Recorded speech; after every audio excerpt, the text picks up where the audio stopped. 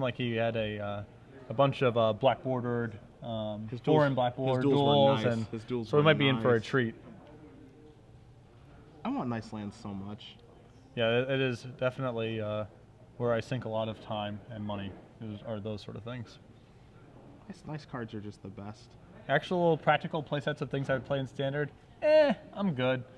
Random, beta Bayous that I'll never play in a deck ever, yes. Sign me up, I'll take 4. Sign me up. All right.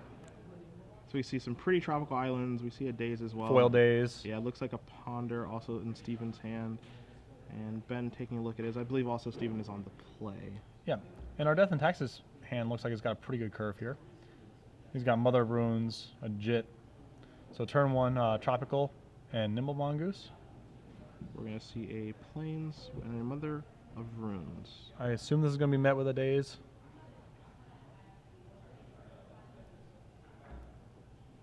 Dun, dun, yes. All right. Mother of Runes rules the creature battles. So that is correct. You got to be able to handle that thing. Steven's hand looks a little land heavy. He's got at least 4 or 5 lands in that hand and a Ponder. We're going to see a Ponder cast here. He's looking at 3. Misty of Tropical. I mean, he's just going to shuffle. Yeah. 2 more lands. Yeah, no reason to keep those. I didn't get a 100% glance at his hand, but it looks awfully land heavy from where I was just sitting. Yeah. I think there are at least 2 other tropical islands in his hand, and that Ponder, and then we're not entirely sure. So yeah, there's the 2 drops in the front. Yeah, I think there's just 2 fetches behind. So let's see what Ponder digs us to. Lightning Bolt. Lightning Bolt, not bad. In sure. For 1. No shortage of targets for that card in Ben's deck. And Ben is going to draw a Caracas. There's also a SCGPORT hiding over there, and we're going to see Umazawa shit at the table. Did again, very powerful. Just in general in creature matchups. Not the best against Nimble Mongoose as we see Steven draw a Ponder, but I mean the life gain can negate Nimble Mongoose attacking as we see a Wasteland here. Wasteland on the Caracas. And a Ponder.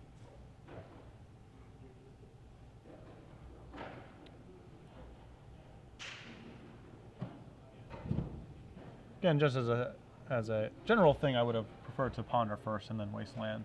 Have all the information from your cantrips before going about your business. Even if you're like 99 whatever percent to eventually end up doing that. The information certainly cannot hurt. So we see a Delver of Secrets and a Scalding Tarn floating around in there. And another Nimble Mongoose. And he's going to move in for 1. And we're only 3 cards away from Steven having Threshold and turning those Nimble Mongoose into a 3/3. There's a Mangara.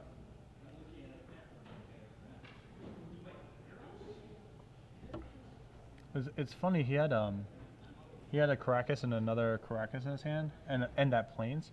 So I wonder if he was actually playing that Caracas because he was happy to induce a Wasteland there. Like if he had nothing to play and has the backup Caracas anyway. Sure. Definitely can't hurt. The only repercussion of that, of course, is by letting Steven Wasteland that. It's another card in the graveyard. Yeah, another card in the graveyard for Nimble Mongoose. As we see, Nimble Mongoose and Delver of Secrets come into play. The Knucklehead Brigade rolling in. Here for duty, as we see another Plains drawn, SCGPORT Caracas. Looks like he has Megara plus Flicker Wisp in his hand now. Getting down tap with those is a different issue, but. We see SCGPORT, and we're going to see Mangara come into play. Right. And we're going to read it just to make sure we know what it does. Seldomly played card. So it's tap to destroy it, and it does not sacrifice as a cost, which is the reason that it works with Caracas. Correct. It's a weird, sort of a weird template, but. Delver of Secrets bricks, it is just a land, so now he's looking at a hand of 3 lands plus a Lightning Bolt. And Lightning Bolt can take care of Mangara. And so he actually cannot get to Threshold this turn, if I'm looking at this correctly. He only has the Bolt. He could Lightning Bolt his Delver. Well, yeah, that is a line. If he would like to get Threshold, he could. Yes, if that was the only consideration, he could make it happen. All right, so there's a Volcanic. Steven also has 1 copy of Taiga in his list. A lot of, not very common in Delver decks, but the philosophy is that if you go get Tropical if you go Tropical Volcanic, then you can get a Taiga as your third land, and then you're Wasteland proof. You can't be Wastelanded off of any of your colors. Yes. As opposed to just the straight dual land version, where like right now, for example, Ben could cut him off of red with a Wasteland. Correct.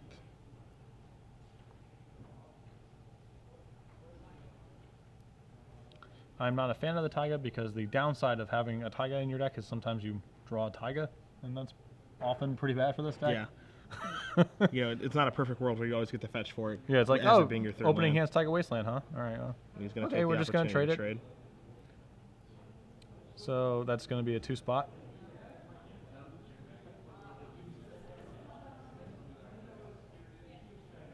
There's it's a reasonably gutsy block because there's a sequence of spells there that could just threshold them up there, but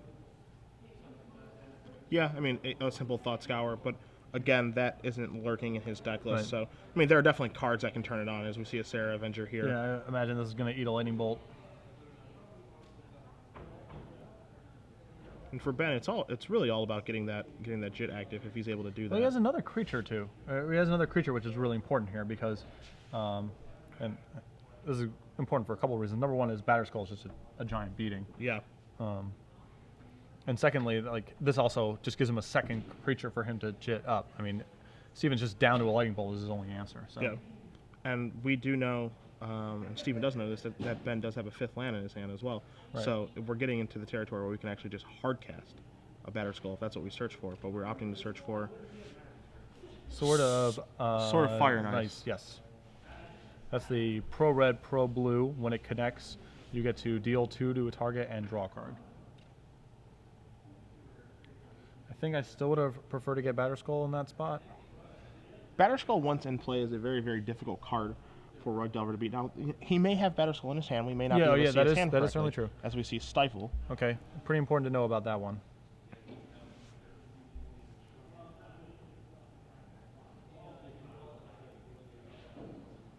So now both creatures are pretty attractive lightning bolt targets. So we're going to have a Wasteland on the port. Now we're at threshold. The Stoneforge obviously facilitates getting the sword into play, and the sword's pretty rough once that's happening. And the Sarah Avenger is really rough with because of Jit. Yes. Like Sarah Avenger plus Jit is like a tough row to hoe. Which is actually why Steven there was willing to offer up both of his guys, because I think he's actually happy if the Sarah Avenger trades, then he bolts the Stoneforge and keeps one of his guys. Yeah.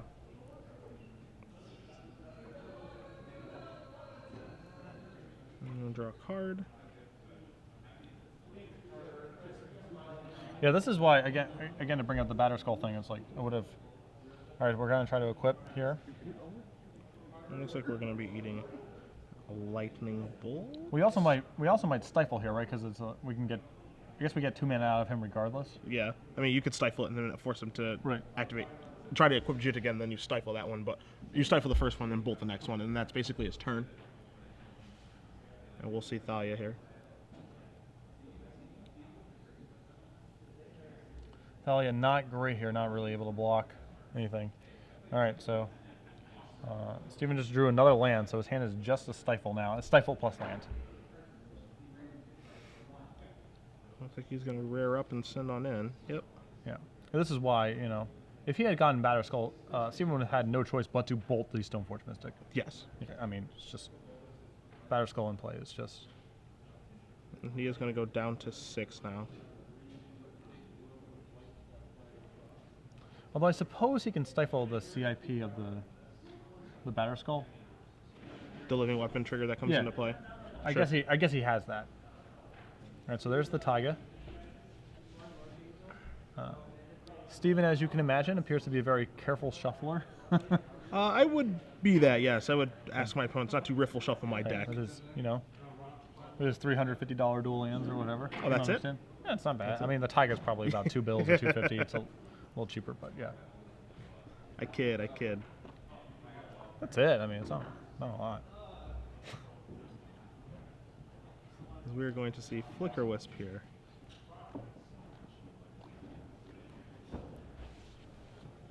So this is a Flicker Wisp, as you can imagine, it comes into play and it flickers something. Well, Well, you know, the times that it comes back, and some stuff like that, it's a little bit of a. It's a card that's seldomly played. Again, like you don't see a lot of these cards because you don't see Death and Tax as much, and he is going to stifle the come into play ability of Flickerwisp. But it is also a 3/1. So with the Flickerwisp, what he was trying to do is basically turn the Delver of Secrets back over by flickering it. Yeah, because you can remove any target permanent. It doesn't have to be yours. Like for Restoration Angel, for example, it has to be your card that you're flickering. We've just drawn another Stifle. So now Ben can actually put his Flickerwisp in front of the Delver and chump block, put Thalia in front of the Mongoose, and use Caracas to bounce. So we might see a Stifle. I think Steven just used Stifle, so we actually might stifle this Caracas activation. And he is. Okay. Yep. So we're down to just Mongoose. Mongoose on an empty board and Steven out of the hand. So we have any number of good draws here. We're just getting our Jit online. Yeah. So Steven's land heavy draw has gotten him here. He does. He is ahead on the board right now. That Jit, again, cannot afford to get active. And we have a 5th land. Okay, so he gets to go Mangara plus suit up Jit. That looks to be the case. Or he can not suit it up and leave up Caracas, but I think that's counterintuitive. Yeah, I think you just want to put Jit on, and then next turn you get to put Sword on your guy and bash for. I mean, if he leaves the Nimble Mongoose back, then you can hang back and start using Caracas plus Mangara. As we see a Flusterstorm. 3 for 3. He's going to block and Mangara this.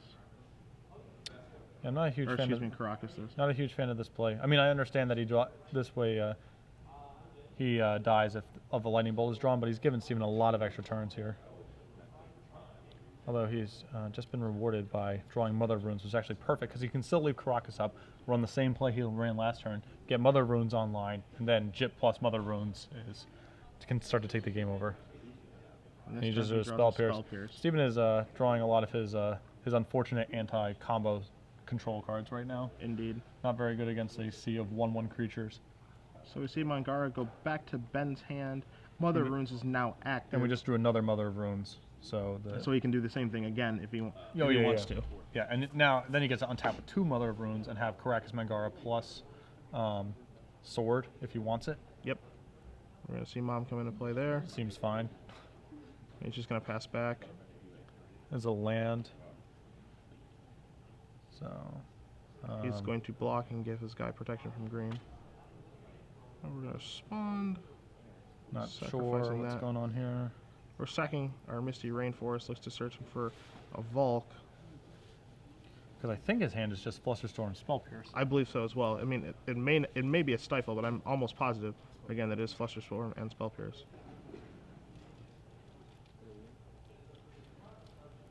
No, I think that was just I think we were just checking the water. Putting our toe in the water, seeing what the temperature was. Alright, so Ben's going to draw a card. Didn't get a good look at it.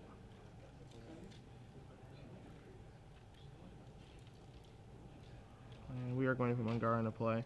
He still has this Sword of Fire and Ice in his hand and a mystery card.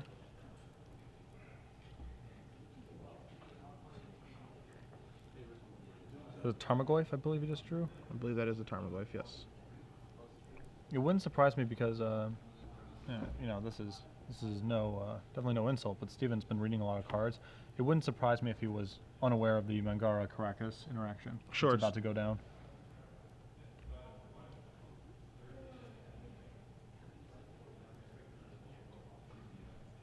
So, again, for those of you maybe not familiar with the nuances, you can activate Mangara and in response use Caracas because it's not a sacrifice. It's a part of the resolution. So. And this is going to come back home. This is just Vindicate with buyback. Yes. It's unfortunate the combo is so fragile, it being a 1/1, and also the mana investment of Mangara being a 3/3. But it is once it does get online, and they typically like to do it through Aether Vial instead of having to cast it each time. It is relatively difficult to beat. And where you're going to see a sword. I assume that sword is going to eat a Spell Pierce. Yes. Spell Pierce will take care of it. I'm not sure what the hesitation is to attack with Mother of Runes. I mean, with both of them active, with both active, I mean, And he's down to like one card, and he hasn't been doing anything to break up what you've been doing. It seems like the coast has got to be pretty clear. I'm not a huge fan of using a fetch land there because if you draw Brainstorm or Ponder, you know, we don't need our 7th mana, presumably. yeah, you can take your relevant card and move right along.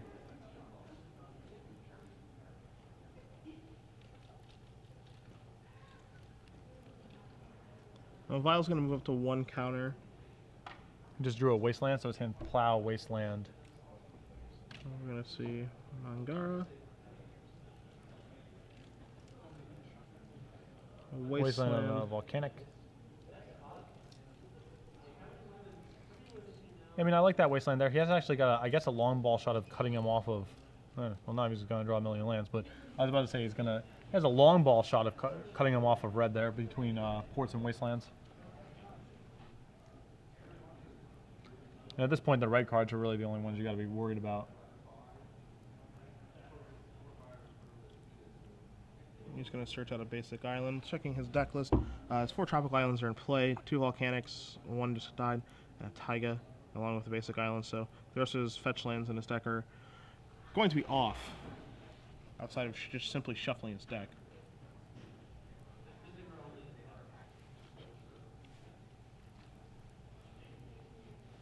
So I suppose we might as well keep Caracasing.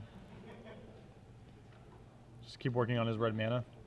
And shut off all of his bolts. Yep. Forked bolt, other red spells in his deck. Just those 6, 4 lightning bolts and 2 forked bolts. We'll see a second Nimble Mongoose here. He didn't recast the Mangara because I guess he wants to just wait until he has Vile protection. Yeah, he doesn't want doesn't want to run into a forcible or anything like that. Makes sense. Yeah, at this point he's just being cautious. So he has a Wasteland now to get rid of Taiga. Now we're out of red mana, and so now Ben has to be concerned with a considerably lower range of cards. Correct. And as if on cue, a Fork Bolt.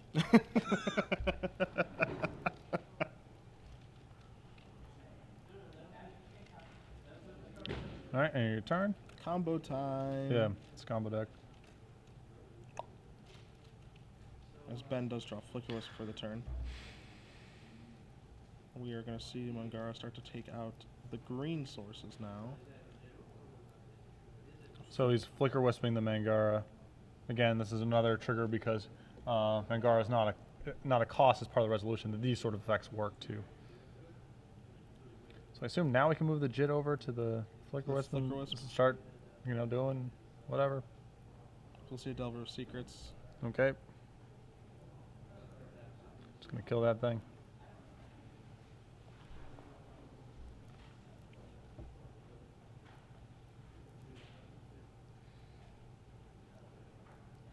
And the Flicker Wisp is Here we finally go. wielding a weapon. And And that's going to do it. Yep. That's going to do it. Ben Nash, up a game. I do definitely appreciate the sort of, I'm on camera, the urge to leave your opponent permanentless, but I think that he could have probably moved the JIT over to his Mother Runes and started locking up the game a little bit faster than that. I am inclined to agree. So, oh, right, trivia. Yeah. trivia question time. Yes, here we go. Okay. Yep. This is I had to think of this one. Yeah, this one's on you. The Okay. next one's on you too. Okay. So I'm thinking of a card. Okay. So in Steven's deck list, there's a 2-of in his main deck that is rarely used in Rug Delver outside of in sideboards, specifically for a Storm matchup or other combo decks potentially. But it is in his main deck. He happened to draw it last game as well. If you were able to name this card a 2-of blue instant in his deck, tweet the answer to SCG Premium, and you'll win 6 months of premium. Again, there's a 2-of instant in Steven's deck, typically found in the sideboard Rug Delver decks, but he opted to use the main. Drew 1-of copy last game, not used for that particular matchup. And if you're able to think of and name the 2-of instant in his deck, tweet the answer to SCG Premium, and you will win 6 months of premium. This is both a hint and a riddle. You cannot find it in booster packs. True. He's right about that. Yep. See, that was a pretty good question. Yeah, that was fine. That was fine. Is that acceptable? Yeah, I probably would. I think I would have asked what's the single dual land in Steven's list.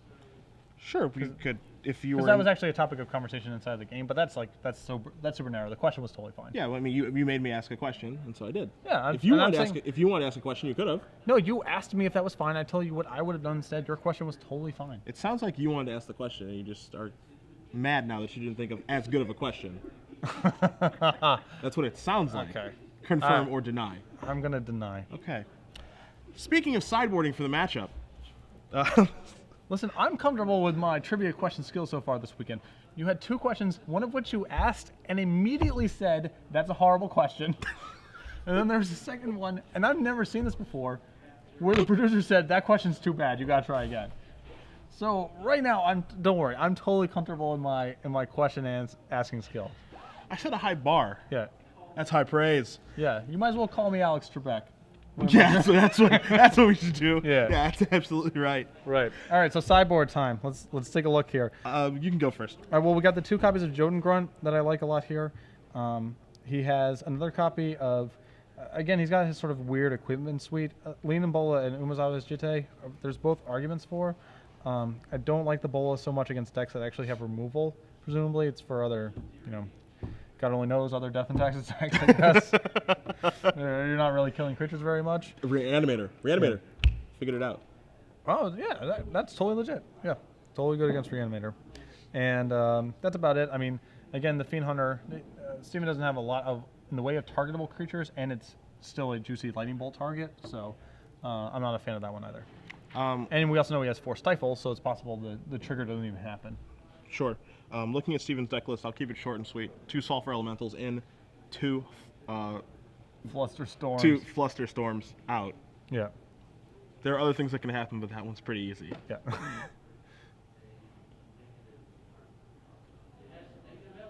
So, Steven actually made a pretty good game of it, given how land heavy his hand was, and he still flooded out. Drew a million lands. Yeah.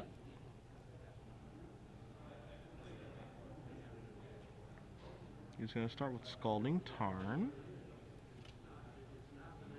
going to break it. Down to 19 we go. It's kind of interesting, Steven's list featuring both a taiga and a basic island. That's a lot of, those are considered to be 2 sort of anti-wasteland pieces. Most rug decks play neither. Some play one or the other as a hedge. And it's rare to see a deck list with 2. Sorry, not with 2, but with 1 of each of them.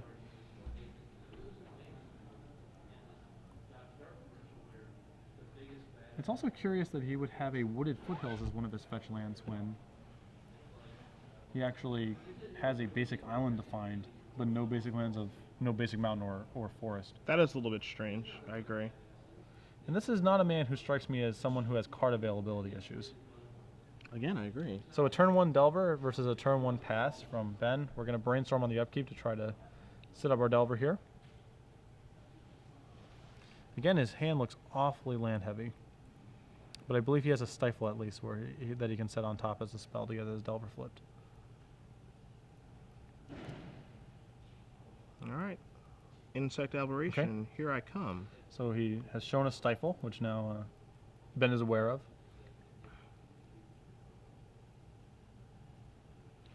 And I assume he's going to, if he has a fetch line, he definitely wants to shuffle away the land that he put on top. He's going to go ahead and clear that.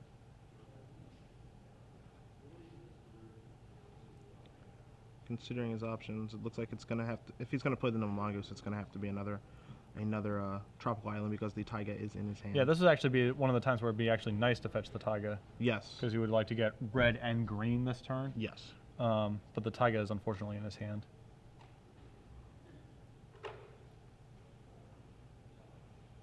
So Steven off to a much better start than he was last game.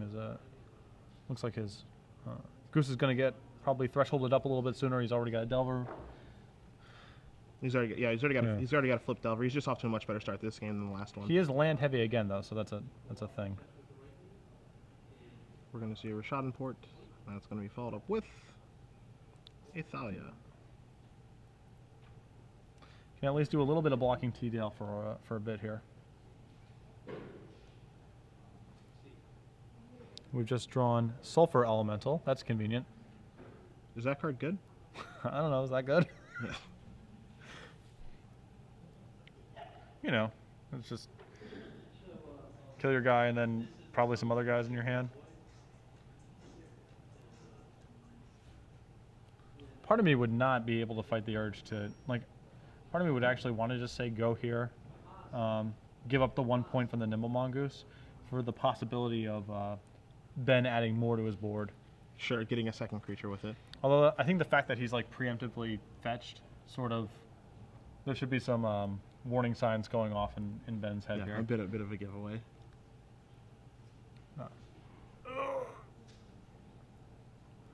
And there she goes. So apparently there are some volume issues here, as the hall is mostly cleared out, so we're going to have to bring it down a little bit. Golf mode, as it were. Yeah. Confirming that Sulfur Elemental is 1 red and 2 colorless. Split second, no effect by Thalia. Yep. And we are in for 4. So yeah, part of me would have, I think I would have wanted to stand back for 1 turn because like he might add like a Mother of Runes or a Mangara on his turn or something along those lines. Sure. Yeah. I can understand where you're coming from there. As we do draw another Rishadan-Port for the turn, there is a Jotun Grunt in Ben's hand, which is okay because you know there are some cards in the graveyard, but it will die eventually and probably will not have a large enough impact on the game. As Wasteland's going to take care of the Volcanic Island, and we're going to see it. Jotun Grunt Is a 5/3 instead of a 4/4 because of Sulfur Elemental. So that's another small operations thing, is that he should have led with Jotun Grunt first and then Wastelanded because of days.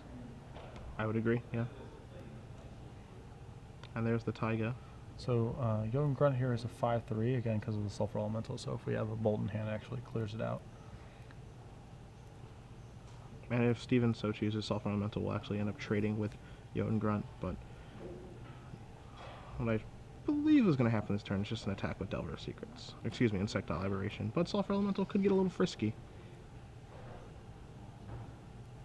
We're going to see a Scavenging Ooze. Okay.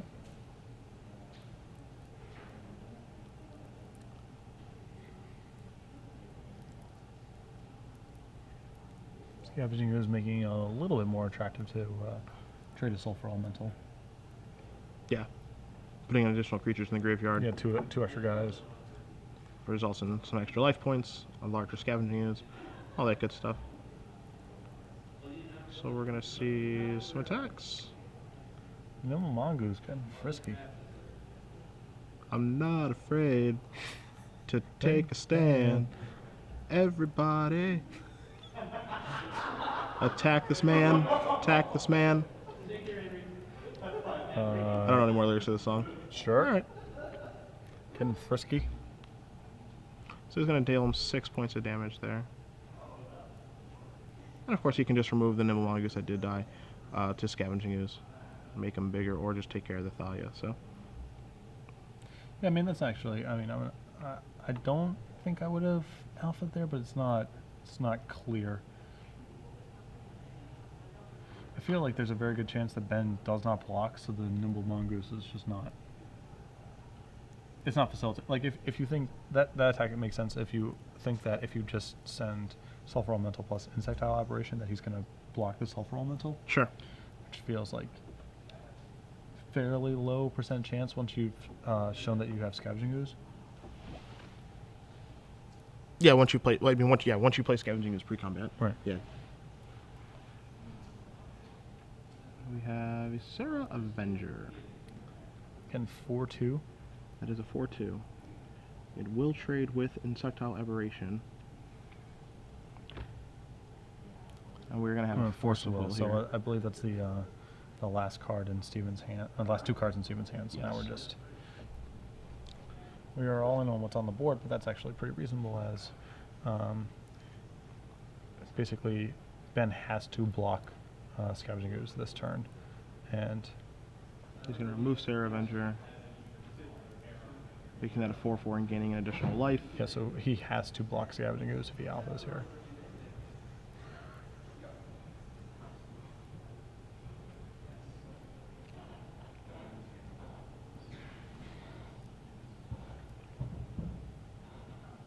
I'm not quite sure what the last card is. I believe he just drew Nimble Mongoose. All right, so he is going to alpha, and so we're going to trade off. You can tell Steven doesn't really want to let go of his ooze, but it's also too hard to complain about the attack that's happening right now.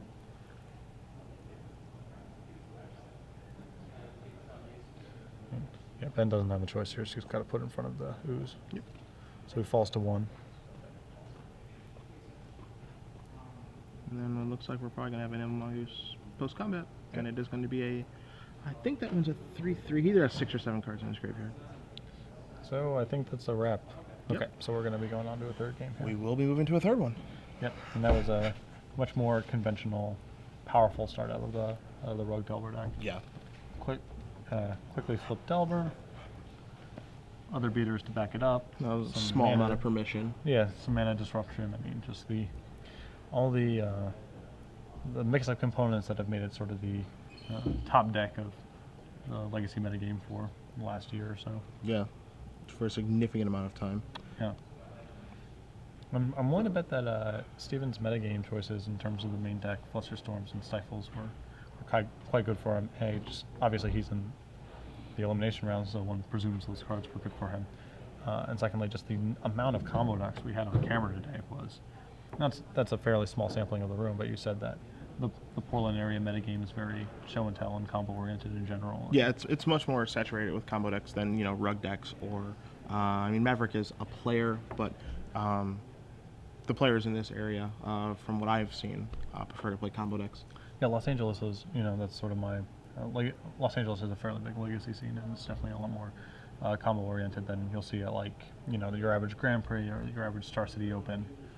Definitely a lot more Storm players and Belchers and all that kind of stuff. Or it feels like, in the East Coast, not specifically Roanoke, but around those areas where Todd Anderson will travel to tournaments. There are a lot more Maverick players. Yeah. More on the East Coast, you'll see 3 or 4 Maverick decks in the top 8 of some of the Star City Opens around Kansas City, Atlanta, those cities in that area. So you won't typically find a lot of that in the Seattle, Portland, Pacific Northwest area. Yeah, it's kind of funny how Legacy can actually generate regional metagames because it's sort of a format that exists for people to be like, I like this one deck, so I'm going to keep playing it. And secondly, the card prices are such that you just don't have a lot of players just don't have a lot of fluidity. Like buying one Legacy deck represents a significant investment.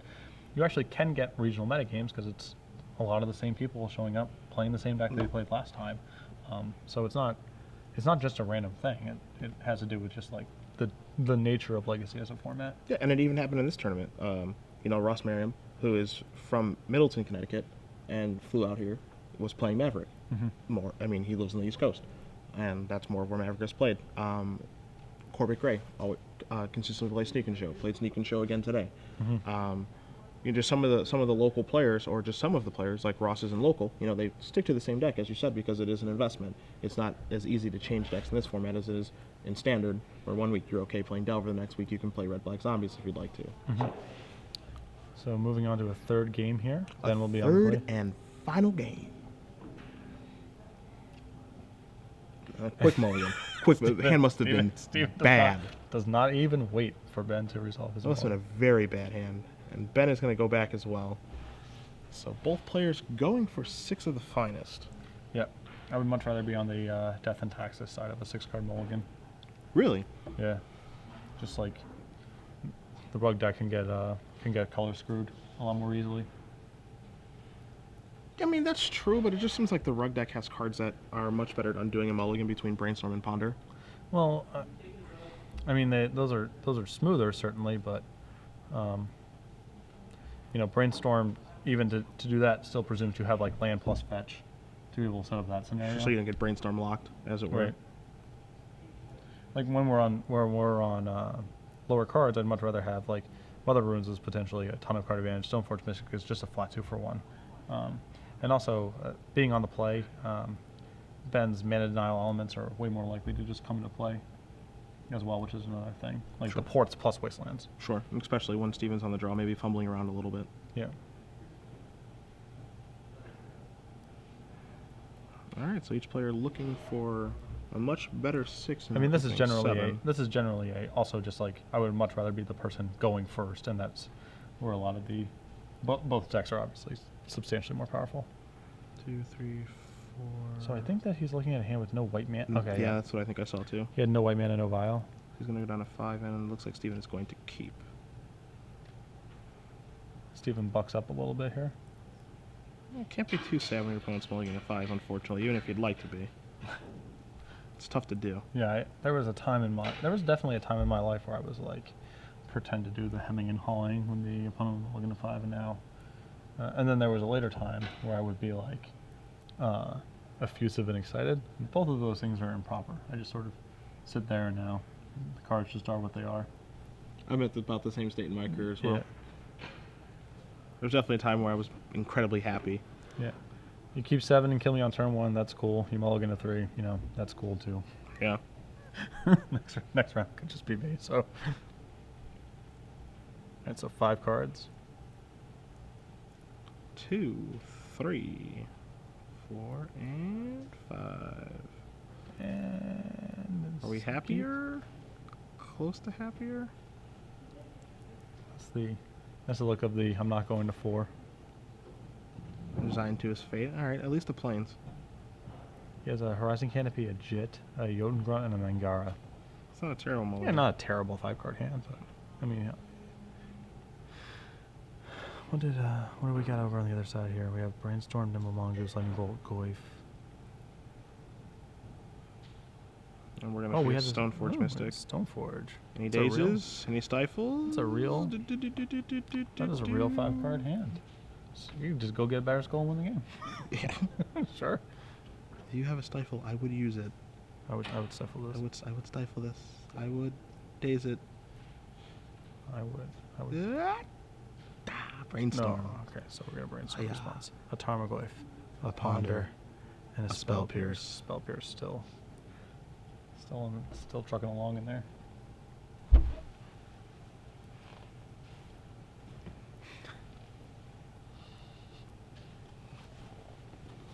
All right, so it looks like Stoneforge is going to resolve.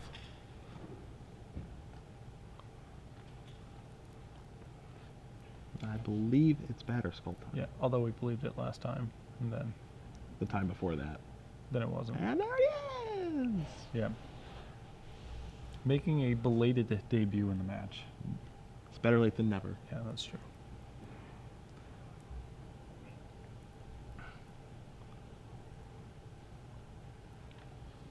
So does Steven have a fetch lane to go get a red mana for his bolt here? That's a good question. And we are going to say yes. No, that's a wasteland. Oh boy. So he actually can't. He's just got to hope that. He's in some serious trouble. Yeah, this is where I would have led with a Ponder here, because if you find a blue-red fetch, then this turn becomes much easier.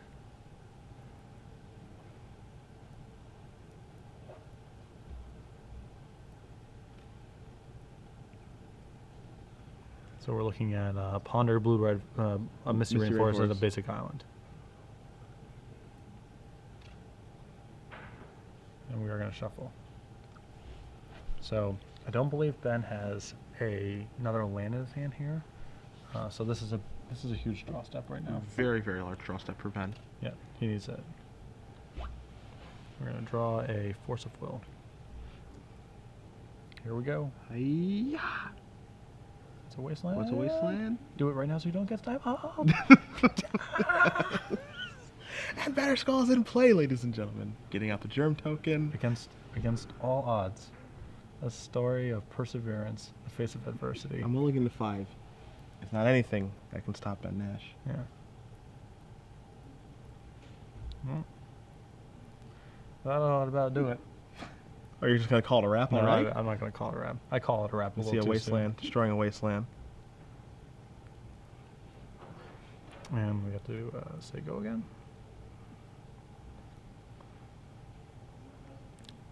We just drew a plow, which is pretty nice. And we're in for 5. Steven falling to 15. Ben going to 23.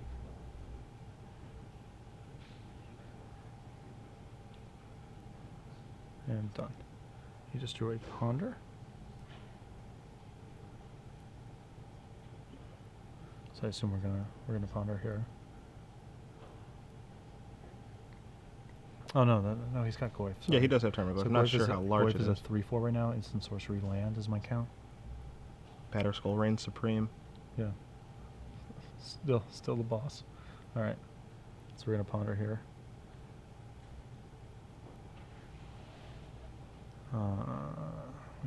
What are we looking at here?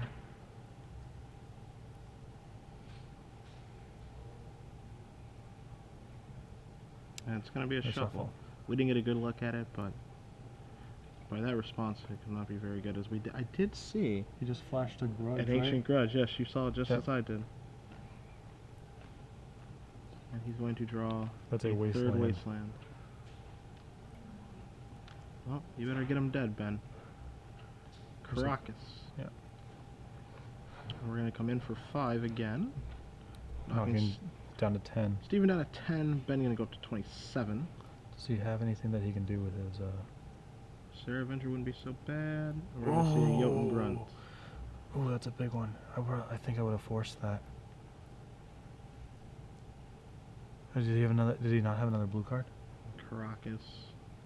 Not entirely sure if he's another blue card in his hand. I can't really get a good look. Yeah, Pierce. Yeah, it's Spell Pierce. Yeah, whatever.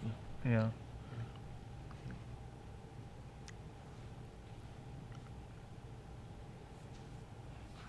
So we're gonna see. He's counting his graveyard. I'm not sure if it's for Goyf or for Nimble Mongoose here, because he still might want to leave up Pierce. We do see a Nimble Mongoose coming into play.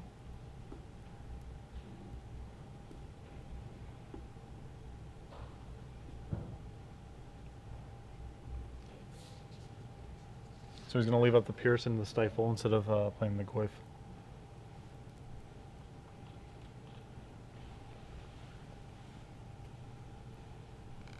So we upkeeped our grunt there. You have to pay the you have to pay the toll. Yep. To get in with the grunt. And it's cheap now, but it won't be cheap later. Yeah. Coming on in. So I assume we're gonna see a. I mean, I guess we don't have to jump, but yeah, we don't, but we do basically. Yes. Damned if you do, damned if you don't. Yeah. Bringing Steven down to 5, Ben up to 31.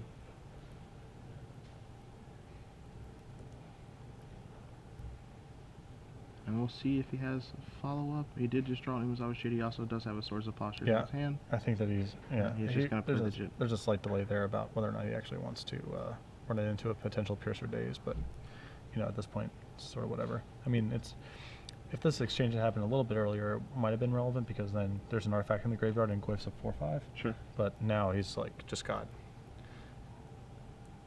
He's like kind of beyond lethal now. And he can also control the size of control the size of Tarmogoyf with and there's a concession. And so that's going to do it. Ben Nash. Death and Taxes. Moving on to the finals of Star City Games Legacy Open, in Portland, defeating